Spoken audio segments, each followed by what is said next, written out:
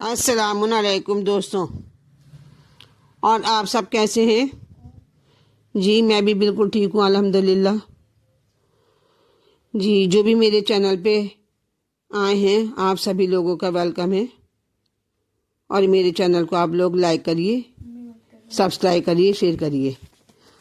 میں آپ کو جناب فضہ اور ضیافت حضرت رسول کریم کے بارے میں بتا رہی ہوں۔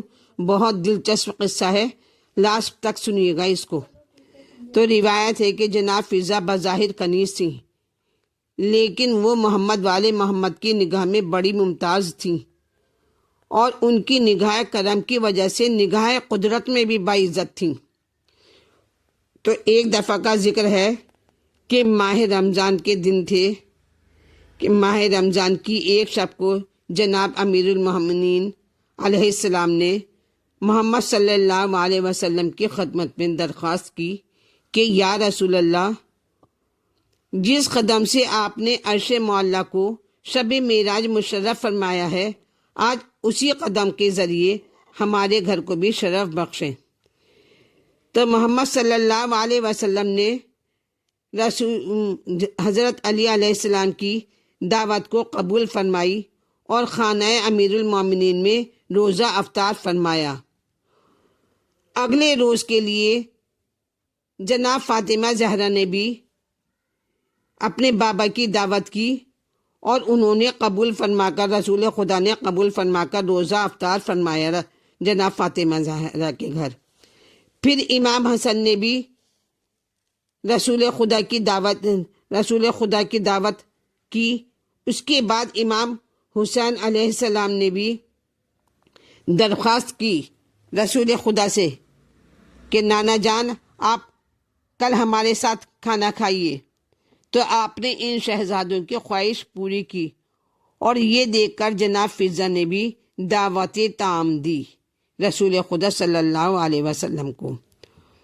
تو رسول خدا نے جناب فضہ کی دعوت بھی قبول فرمائی، اور جب نماز مغربین کے بعد آپ نے اپنے گھر ہو کر جناب فضہ کے وہاں جانے کا ارادہ کیا، تو جبرائیل نے کہا کہ آپ سیدھے فضہ کے گھر تشریف لے جائیں، یہ رب جلیل کی خواہش ہے، یہ اللہ کی خواہش ہے، کیونکہ فضہ دروازہ سیدہ پر منتظر کھڑی ہیں۔ کہ چنانچہ حضور اکرم سیدھے جناب سیدہ کے مکان پر تشریف لے گئے، اور ان لوگوں نے تعظیم کی اور آداب بجا لائے۔ حضرت نے فرمایا کہ میں آج فضہ کا مہمان ہوں۔ رسول خدا صلی اللہ علیہ وسلم نے فرمایا کہ میں آج فضہ کا مہمان ہوں، اور یہ سن کر امیر المومنین حضرت علی نے فضہ سے کہا کہ تم نے ہمیں نہیں بتایا کہ حضور کو تم نے مدعو کیا ہے اور تم نے رسول خدا کی دعوت کی ہے، ہمیں بتا دیا ہوتا تو ہم تمہاری مدد کرتے۔ تو فضہ نے عرض کی، مولا میں آپ ہی کی کنیز ہوں، سب انتظام ہو جائے گا۔ اور اس کے بعد وہ اندر گئیں، جناب فضہ اندر گئیں اور مصلی بچھا کر 2 رکعت نماز ادا کی، اور بارگاہ خدا بندی میں عرض کی، اے مالک، اپنے حبیب کی دعوت کا بندوبست فرما دے۔ اور دعا قبول ہوئی، جناب فضہ کی دعا قبول ہوئی، اور مائدہ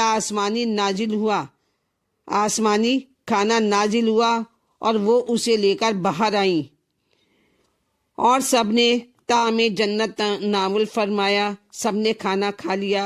تو حضرت نے کھانے کے بعد ارشاد فرمایا، رسول خدا نے کھانے کے بعد ارشاد فرمایا، الحمدللہ کہ خدا نے مریم بنت عمران کی طرح میری بیٹی کی کنیز کو بھی جنت سے طعام منگوانے کا شرف بخشا ہے۔ اب جناب فضہ اور امداد غیبی۔ ایک مرتبہ کا ذکر ہے کہ جناب فضہ اپنی باری کے دن دونوں اپنی اپنی باری کا کام کرتی تھیں۔ ایک دن جناب فاطمہ زہرا گھر کا کام کرتی تھیں، اور ایک دن جناب فضہ گھر کے کام کو انجام دیا کرتی تھیں۔ تو جناب فضہ اپنی باری کے دن خانگی کاروبار کے سلسلے میں، گھر کے کام کے سلسلے میں لکڑیوں کا ایک گٹھر اٹھا کر لانا چاہتی تھیں، لیکن زیادہ وزنی ہونے کی وجہ سے وہ ان سے اٹھ نہیں رہا تھا، اور انہوں نے فوراً وہ دعا پڑھی جو انہیں رسول کریم صلی اللہ علیہ وسلم نے تعلیم دی تھی، جس کی ابتدا یہ ہے کہ اس دعا کا پڑھنا تھا کہ ایک اعرابی نمودار ہوا اور اس نے ایندھن اٹھا کر حضرت سیدہ کے دروازے پر لا کر رکھ دیا۔ کیا شان ہے جناب فضہ کی! جو اہل بیت کی شان اللہ کی نگاہ میں وہی جناب فضہ کی شان ہے۔